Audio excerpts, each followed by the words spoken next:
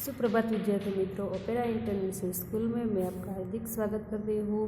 आज मैं आपको विषय हिंदी द्वितीय सत्र में कक्षा 5 में चैप्टर नंबर 13 स्वच्छता, ये निबंध है जो हम देखते हैं। तो स्वच्छता और स्वच्छता का घनिष्ठ संबंध है। स्वच्छता के अभाव में गंदगी फैलती है। गंदगी रोगों की जड़ है। यदि हम स्वच्छता संबंधी सतर्कता रखें और उचित स्थान पर ही कूड़ा डालें तो स्वच्छ सुंदर जगत का निर्माण कर सकते हैं। साथ ही स्वस्थ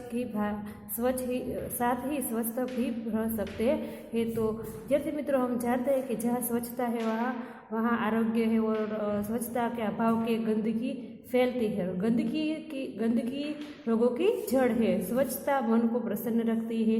यदि हम उचित स्थान पर ही उचित स्थान पर ही कूड़ा डालें तो स्वच्छ जगत और सुंदर जगत का निर्माण कर सकते हैं। साथ ही अच्छा स्वास्थ्य भी प्राप्त कर सकते हैं। तो हम देखते हैं तो इस निबंध में स्वच्छता का कितना महत्व बताया गया है। तो हम देखते हैं, शुरुआत करते हैं। तो देखते हैं स्टोरी में। तो एक दिन अजय ने मोहन को अपने जन्मदिन पर बुलाया। जन्मदिन उसका सालगिरह। जब एक दिन अजय ने मोहन को अपने जन्मदिन पर बुलाया, मोहन ने अपने उपहार में देने के लिए कहानियों की एक पुस्तक खरीदी।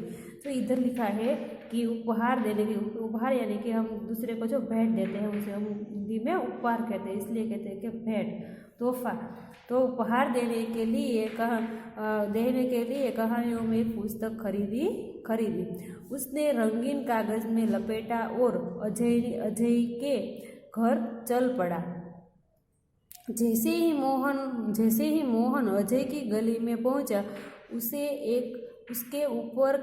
उसके ऊपर केले का एक छिलका आ गिरा। जैसे ही वो अपने मित्र के घर जा रहा था तो रास्ते में क्या हुआ तो मोहन अजय की गली में जैसे पहुंचा तो उसके ऊपर केले का एक छिलका आ गिरा। किसी ने उसके ऊपर जो केले का वो छिलका है, वो छिलका यानी कि फल आदि का जो आवरण है उसे हम छिलका कहते हैं। तो जैसे ही वो गली में चलता है तो उसमें गली में पहुंचता है तो उसके ऊपर केले का एक छिलका है वो गिरता है। और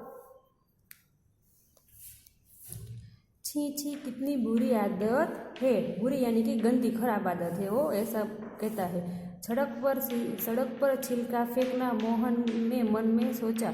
उसके छिलका उठाया और इधर उधर देखा। जब उसके ऊपर किसी ने छिलका फेंका तब वो मन में विचारता है और कहता है कि सड़क पर छिलका फेंकना मोहन के मन में सोचा। उसने छिलका उठाया और इधर उधर देखा। कुछ दूरी पर उसे एक कूड़ादान दिखाया। उसने छिलका उसमें डाल दिया। बहुत सा कूड़ेदान के बाहर फैला हुआ था। वहाँ मक्खियाँ भिनक रही थी और चारों ओर गंदगी फैली हुई थी। कुछ और आगे बढ़ा तो मोहन को बड़ी बदबू यानी कि दुर्गंध आई। उसने देखा नलियों में कूड़े के कारण पानी रुका हुआ है और पानी से बदबू आ रही थी। तो हम देखते हैं कि नालियाँ है। नालियाँ हम किसे कहते हैं? जल बहाने का सकरा मार्ग है, उसे नालियाँ कहते हैं। और कूड़ा यानी कि कचरा तो उसने रुका हुआ है, उसमें पानी की बदबू आ रही थी। मोहन नाक पर रुमाल रखे अजय के घर पहुंचा। जब उसने देखा तो उसकी गली में ऐसा जो कूड़ेदान के बाहर फैला हुआ कचरा देखकर और मक्खियाँ भिनक रही थी, ऐसा वो देखता है। और जब उसकी बदबू आ रही थी तब उससे नालियों में कूड़े के कारण रुका हुआ है और उससे पानी की बदबू आ रही थी। मोहन नाक पर रुमाल रखे अजय के घर पहुंचे। वहाँ अजय के और भी कई मित्र आए थे। उसके जन्मदिन थे, इसलिए उसके कई भी मित्र आए थे। अजय ने मोहन को अपनी माँ और पिताजी से मिलाया। अजय की दादी जो बीमार थी, मोहन उनसे भी मिला। मेज पर खाने की चीजें रखी थी जिन पर बार बार मक्खियाँ आ रही थी। मोहन ने अजय से कहा, अजय तुम्हारे मोहल्ले में इतनी गंदगी क्यों है? उसने बाहर भी देखा और इधर घर में भी मक्खियाँ देखी, इसलिए वो उसे कहता है कि तुम्हारे मोहल्ले में इतनी गंदगी क्यों है? क्या नगर पालिका इसे साफ नहीं कराती? वो उसे प्रश्न पूछता और कहता है क्या नगर पालिका भी उसे साफ नहीं कराती? जो मोहल्ला यानी कि गली। अजय की माताजी ने कहा, बेटा नगर पालिका की गाड़ी आया करती है, जगह जगह कूड़ेदान भी है, पर कुछ लोग उनमें कूड़ा नहीं डालते। वे कूड़ा सड़क पर ही फेंक देते हैं, इसलिए सफाई नहीं रहती। कूड़ेदान तो है पर लोग क्या करते हैं, कूड़ेदान में कूड़ा नहीं डालते हैं, इसलिए ऐसा होता है। ऐसा है वो उसकी माँ का कहना है।